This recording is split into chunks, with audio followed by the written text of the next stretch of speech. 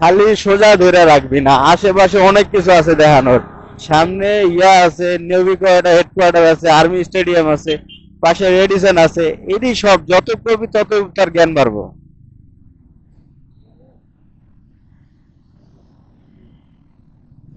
Navy headquarter আছে।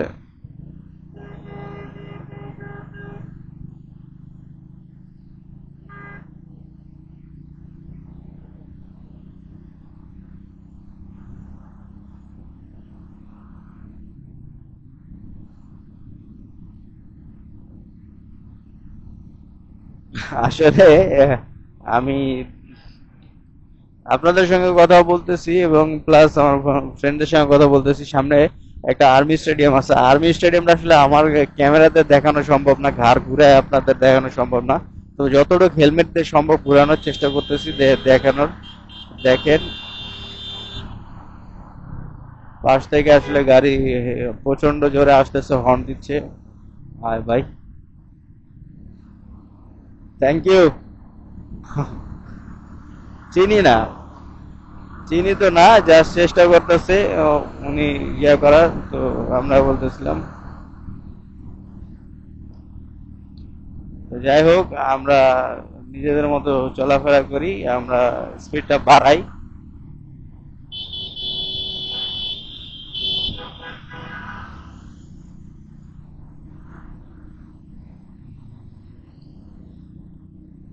এই রোডটা গেছে আপনার মিরপুর ডিওএইচএস এর দিকে, কালশি যাইতে পারবেন, মিরপুর যাইতে পারবেন, সব রোড। আর সোজা রোডটা আমরা বিমানবন্দরের দিকে যাচ্ছি। এই পাশে আপনার রেডিসন, ওই একটা প্লেন যাচ্ছে, অনেক সুন্দর লাগতেছে। মনে হয় যে একটা কাগজের টুকরা ভাসতেছে, দূর থেকে ওইরকম মনে হচ্ছে। আসলে দূরত্ব যত বাড়ে মানুষের ক্ষুদ্রতা চোখের ইয়া তত কমে।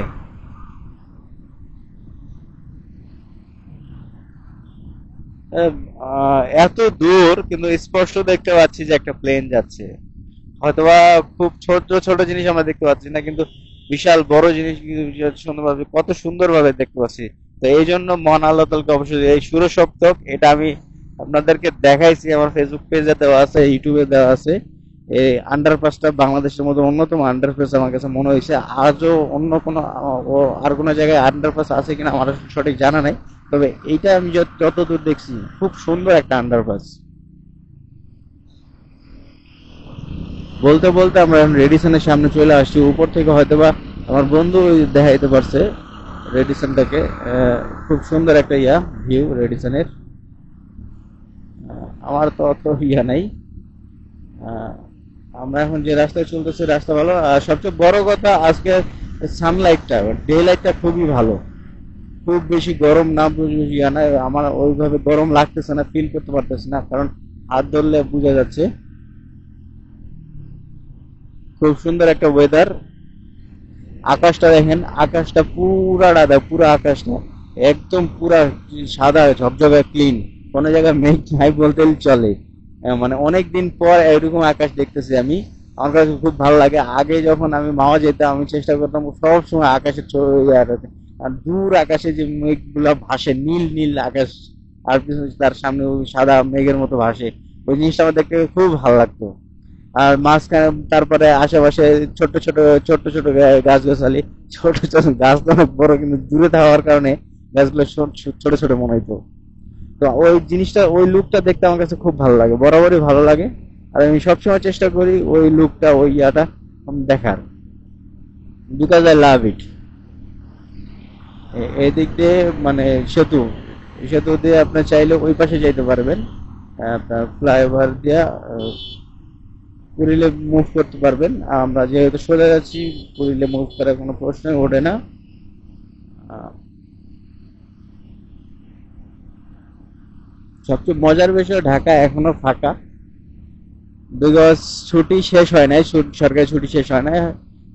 আসলে আজকে বৃহস্পতিবার, কালকে শুক্রবার, শনিবার থেকে শুরু হবে, মানে বেসিক্যালি শুক্রবার থেকেই শুরু হবে। অনেকে চেষ্টা করবে যে একটু আগে আসা, যেন যানজট কম পায়। আবার অনেকে চেষ্টা করবে না, একদিন যেহেতু বেশি ছুটি পড়েছে পরিবারের সঙ্গে কাটাই আসে, আবার কবে না কবে এত বড় ছুটি পাবো। তো অনেকের সিস্টেম অনেক ভাবে আর কি। তবে এবার যতটুকু দেখলাম, আর্মিরা খুব ভালো একটা করছে।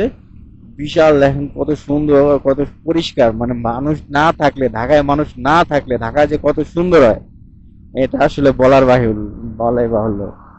এই জন্য আসলে অনেক ঢাকাবাসী, মানে স্থায়ী ঢাকা বাসিন্দা যারা ঢাকার, তারা হয়তো অনেক সময় মাঝে মাঝে ঢাকায় যারা লোকজন আসে কাছে তাদের দেখতে পারে না, ঠিক এই কারণে হয়তো বা, যে ঢাকায় আসলে তারা ঢাকাটা নোংরা করে ফেলে রাস্তাঘাটে চলতে বলতে।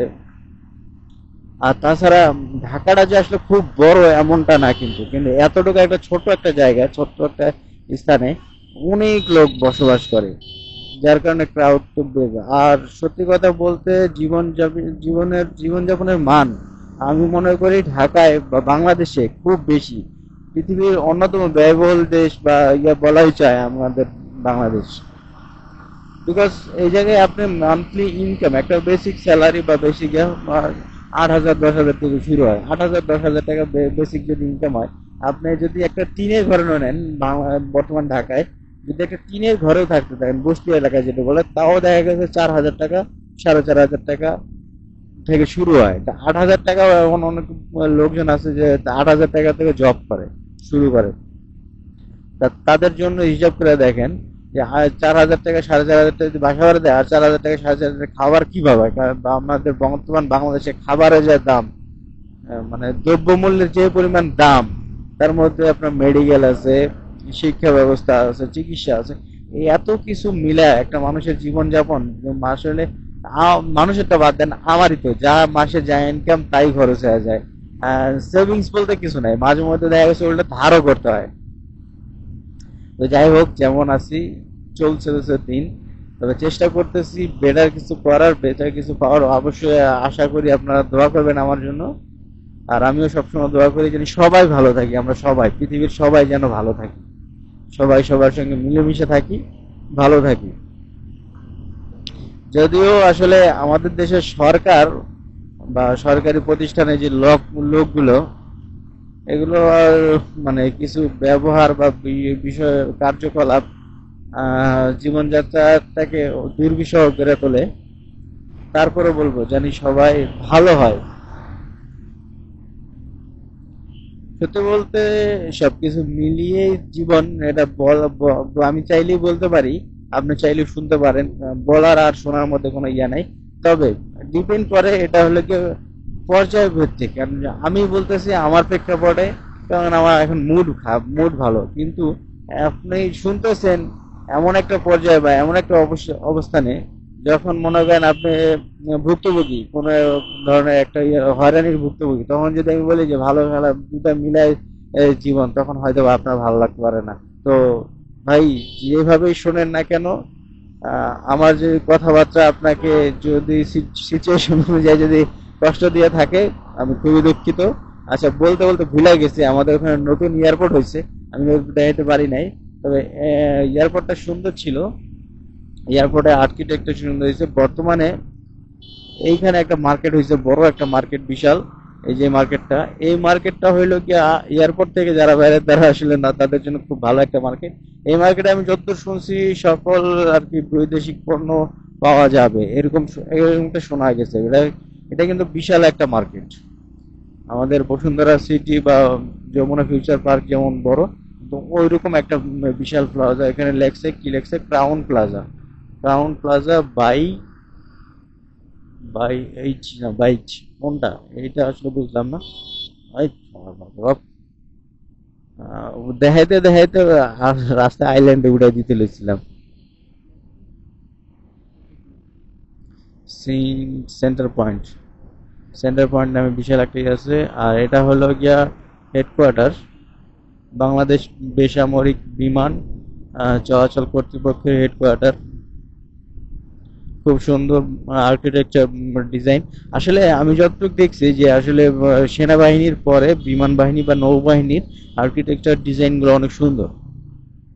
আমাদের দেশে সবচেয়ে ভালো ডিজাইন বা আর্কিটেক্ট যে ডিজাইনগুলো থাকে, যে স্থাপনাগুলো থাকে, সেগুলো আসলে আর্মি পার্সনরা খুব ভালো বা খুব সুন্দর করছে। আমরা আসলে নিচ দিয়ে আর যাবো না, আমরা এখন সোজা উপর দিয়ে উঠে যাব, একদম এক্সপ্রেস যেটা ওয়ে বলা চলে, একদম ডাইরেক্ট ফ্লাইওভার ইউজ করব সোজা। ডানে বা যাওয়ার কোনো অপশন নাই, আমরা সোজা বের হয়ে যাই। এই তবে একটা এই রাস্তায় একটা খারাপ জিনিস আছে, একটা ওয়ে দিয়ে দুই রাস্তা, দুই দুই বাস গাড়ি এক ওয়ে দিয়ে চলতেছে, এইটা হলো খুব খারাপ জিনিস। মাঝখানে একটা ডিভাইডার খুবই প্রয়োজন ছিল, যেহেতু খুইলাই দিছে। দেখেন আমি যতদূর জানি আমার ওয়াইড অ্যাঙ্গেল অনেক ভালো, পুরোটা ক্যাপচার করতে পারে। আহ, আপনাদের কাছে ভালো লাগবে ভিউটা, অনেকটা ভাই সিটির মতো। ভাই সিটিও যেমন অনেক ভিউটা ক্যাপচার করে দেয়, আমার কাছে আমার এই ক্যামেরার ভিউটা খুবই ভালো লাগে। যদিও আকাশটা খুবই সুন্দর, ওয়েদারটা খুবই সুন্দর, রোদ আছে প্রচন্ড, যার কারণে লাইটিংটা খুবই ভালো আসবে, ভিউটা ভালো আসবে আমি জানি।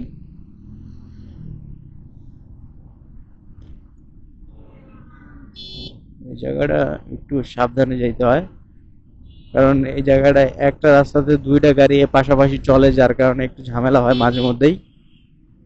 এই যে মানে এটা মূলত এক্সপ্রেসওয়ে, বাট এই বড় বড় গাড়িগুলো আইসা কি করে, এই যে মোড়ে মোড়ে দাঁড়ায় থাকে, বা মাঝখানে একটা ডিভাইডার দিয়ে রাখছে এই পাশে ওই পাশে, এই যার কারণে মাঝে মধ্যে স্পিডে গাড়ি এলে অনেক সময় ব্রেক করার কন্ট্রোল হয়ে যায়। এই জন্য আমি সবসময় চেষ্টা করি ফ্লাইওভার থেকে নামার সময় স্পিডটা কমায় নামা। গাড়িটা ঘুরতেছে, ঘুরে আবার এখান থেকে ইউটার্ন নিয়ে টাস করে চলে যাবে, আমরাও চলে যাব। এই যে দেখেন, আমরা এখন বলতে বলতে রাজলক্ষ্মী চলে আসছি, সেক্টর 7। সামনেই হইলো গিয়ে আপনার ইয়া বলা চলে, ওটাকে কি বলে, শপিং মলটার নাম আমার মনে নাই, তবে এটা বিখ্যাত শপিং মল এই জায়গায় সেক্টর 7-এর। সবাই আসলে এই সেক্টর 7-এর এই বিখ্যাত ইয়াতে কথাই বলে। অনেকে তো আসলে এটার নামে চেনে, গাড়ির স্পিড তো দেখছেন, এক্সপ্রেস ওয়ে হিসাবে ব্যবহার করার ফলে যা অবস্থা হয়। এটার কথাই বলতেছিলাম। এটা এটার খুব সুন্দর একটা মার্কেট। আর হলো মস্কট প্লাজা, মস্কট প্লাজা তো আরো বিখ্যাত। মস্কট প্লাজা মানে একসময় একসময় না, এখনো মস্কট প্লাজা নামে এই জায়গাটার নাম চেনে। এই যে মোড়টা, আচ্ছা এটা হলো দিয়াবাড়ি যাওয়ার যে রোডটা আছে, এই রোডটা হলো গিয়ে মস্কট প্লাজার পাশ দিয়ে গেছে, বিল্ডিংটার পাশ দিয়ে গেছে মস্কট প্লাজা। এই রোডটা দিয়ে আমরা দিয়াবাড়ি যেতে পারি নিচ দিয়ে গেলে। উপর দিয়ে গেলে আর অপশন নাই, উপর দিয়ে গেলে আরেকটা অপশন আছে একদম সামনে যে টঙ্গিতে ঢোকা। টঙ্গিতে ঢুকতে গেলে আপনারা সবসময় ওই রোডটা ইউজ করবেন, ওই পাশটা। কারণ এই যে হাইওয়ে এক্সপ্রেসটা গেছে এটা সোজা একদম ইয়েতে চলে গেছে, টঙ্গী বোর্ড বাজার চলে গেছে। তো যারা মনে করেন যে টঙ্গী যে স্টেশন রোডে নামবেন, তারা সবসময় চেষ্টা করবেন ওই রোডটা ইউজ করার, এই পাশের রোডটা। এই রোডটাতে তো উঠবেন না আশা, কারণ ভাই এই জায়গায় খুবই ছোট্ট ডিভাইডার আছে, ছোট্ট এই যে ইয়াটা, এটা আসলে খুবই খারাপ। এই জন্যই বলি যে ভাইয়া এই জিনিসটা করবেন না, এইটাকে আমি সাপোর্ট করি না। এই জন্য অনেকে আসলে ভুল ইচ্ছা করে করে না, অনেকে ভুল হয়ে যায়। তো ভুল হয়ে গেলে কিছু করার নাই, তবে যদি ভুলে যদি কোনো একটা অ্যাক্সিডেন্ট হয়ে যায়, ওটার জন্য আপনাকে আজীবন আফসোস করতে হবে। তো ভাই তাই বলবো সতর্কতার সহিত যে রাস্তা আসলে জানেন না চেষ্টা করবেন অ্যাভয়েড করার। আর যদি প্রয়োজনই পড়ে তাহলে চেষ্টা করবেন একটু গতিটা কমায় বেশি করে যাওয়ার। যদিও এই রাস্তার মাঝে মধ্যে দু একটা আছে, ডিভাইডার আছে,